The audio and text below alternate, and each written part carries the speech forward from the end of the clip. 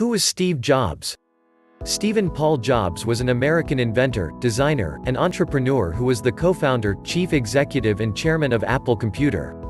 Apple's revolutionary products, which include the iPod, iPhone, and iPad, are now seen as dictating the evolution of modern technology. Born in 1955 to two University of Wisconsin graduate students who gave him up for adoption, Jobs was smart but directionless, dropping out of college and experimenting with different pursuits before co-founding Apple with Steve Wozniak in 1976. Jobs left the company in 1985, launching Pixar Animation Studios, then returned to Apple more than a decade later. Jobs died in 2011 following a long battle with pancreatic cancer. Steve Jobs' parents and adoption. Jobs was born to Joanne Schiebel, later Joanne Simpson, and Abdulfatah John Jandali, two University of Wisconsin graduate students. The couple gave up their unnamed son for adoption. Jobs' father, Jandali, was a Syrian political science professor. His mother, Schiebel, worked as a speech therapist. Shortly after Jobs was placed for adoption, his biological parents married and had another child, Mona Simpson. It was not until Jobs was 27 that he was able to uncover information on his biological parents. As an infant, Jobs was adopted by Clara and Paul Jobs and named Stephen Paul Jobs. Clara worked as an accountant and Paul was a Coast Guard veteran and machinist. Early life. Jobs was born on February 24, 1955, in San Francisco, California. He lived with his adoptive family in Mountain View, California, within the area that would later become known as Silicon Valley. As a boy, Jobs and his father worked on electronics in the family garage. Paul showed his son how to take apart and reconstruct electronics, a hobby that instilled confidence, tenacity and mechanical prowess in young Jobs. Steve Jobs' education and college. While Jobs was always an intelligent and innovative thinker, his youth was riddled with frustrations over formal schooling. Jobs was a prankster in elementary school due to boredom, and his fourth-grade teacher needed to bribe him to study. Jobs tested so well, however, that administrators wanted to skip him ahead to high school, a proposal that his parents declined. After high school, Jobs enrolled at Reed College in Portland, Oregon. Lacking direction, he dropped out of college after 6 months and spent the next 18 months dropping in on creative classes at the school. Jobs later recounted how one course in calligraphy developed his love of typography. In 1974, Jobs took a position as a video game designer with Atari.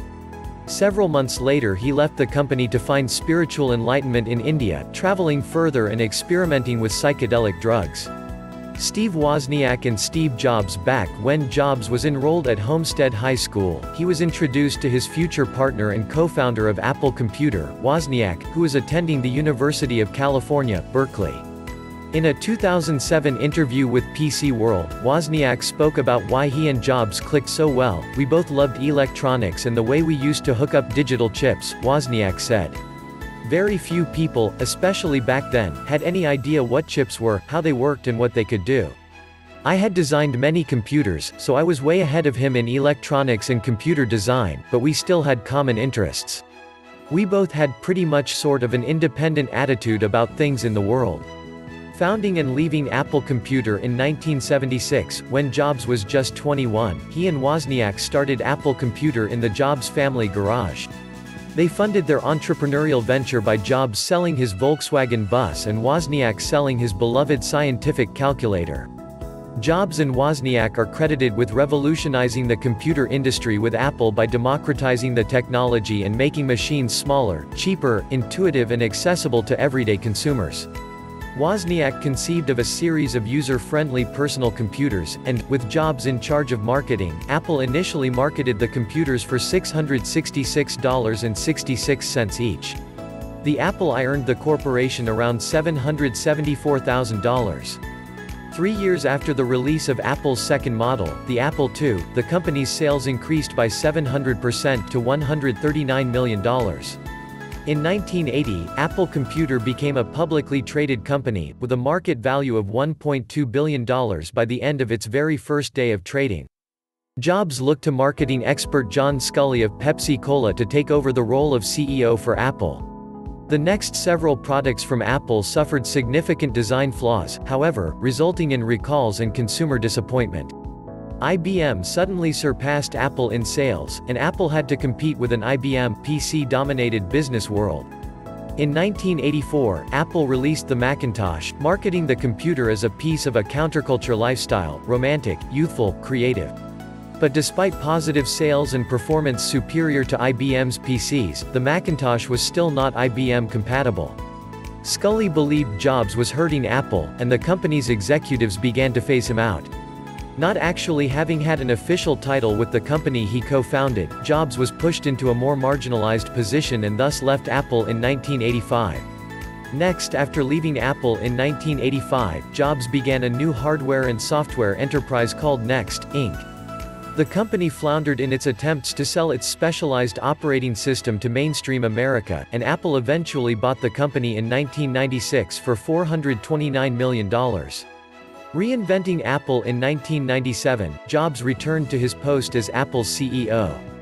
Just as Jobs instigated Apple's success in the 1970s, he is credited with revitalizing the company in the 1990s. With a new management team, altered stock options and a self-imposed annual salary of $1 a year, Jobs put Apple back on track.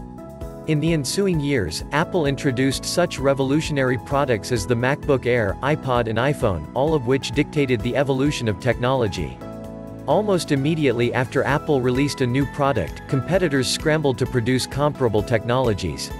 Apple's quarterly reports improved significantly in 2007, stocks were worth $199.99 a share, a record-breaking number at that time, and the company boasted a staggering $1.58 billion profit, an $18 billion surplus in the bank and zero debt. In 2008, Apple became the second biggest music retailer in America, second only to Walmart, fueled by iTunes and iPod sales. Apple has also been ranked No. 1 on Fortune magazine's list of America's most admired companies, as well as No. 1 among Fortune 500 companies for returns to shareholders. Steve Jobs and Pixar. In 1986, Jobs purchased an animation company from George Lucas, which later became Pixar Animation Studios. Believing in Pixar's potential, Jobs initially invested $50 million of his own money in the company. The studio went on to produce wildly popular movies such as Toy Story, Finding Nemo and The Incredibles. Pixar's films have collectively netted $4 billion. The studio merged with Walt Disney in 2006, making Jobs Disney's largest shareholder. In 2011, Forbes estimated the majority of Jobs' net worth at around $6.5 billion to $7 billion from his sale of Pixar to the Walt Disney Company in 2006.